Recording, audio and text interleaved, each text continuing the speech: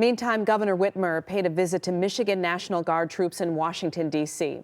to thank them for their service protecting the U.S. Capitol.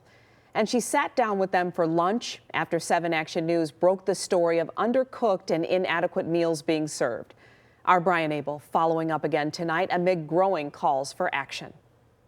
Tonight, the most powerful representative in Congress demanding the National Guard cancel the $11.4 million contract with the company providing meals to soldiers deployed to the U.S. Capitol. House Speaker Nancy Pelosi's office confirming that she called the chief of the National Guard Bureau Thursday to express her deep concern that there have been repeated complaints. The general telling her an investigation is underway. That investigation comes after multiple 7 Action News reports exposing some of the food being served to Michigan National Guard troops were undercooked, moldy, and some with metal fragments.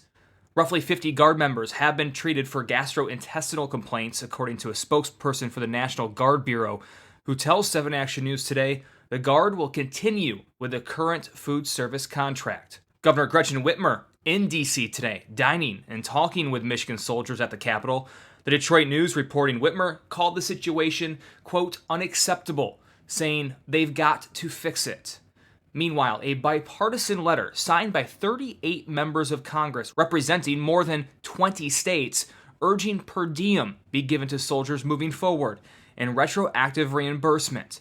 The coalition led by West Michigan's Bill Huizenga, who's calling for an independent investigation after troops leave D.C. We need to have an inspector general do an investigation as to why Brillo pad shavings and pieces would be in food, why spoiled food would be served, and trying to pass that off as edible and acceptable. Sardi's Catering, the company under contract, seeming to insinuate in a Google review response that service members have ulterior motives for complaints, wanting per diem all along. I'm not sure how a per diem debate warrants worms and spoiled food being served or raw chicken being served. Do your job.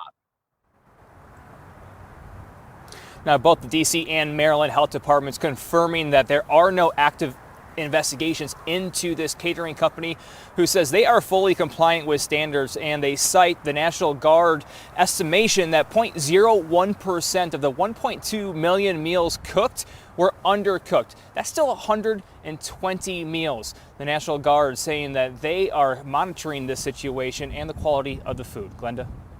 So sorry to see that. All right, Brian, thank you for the update.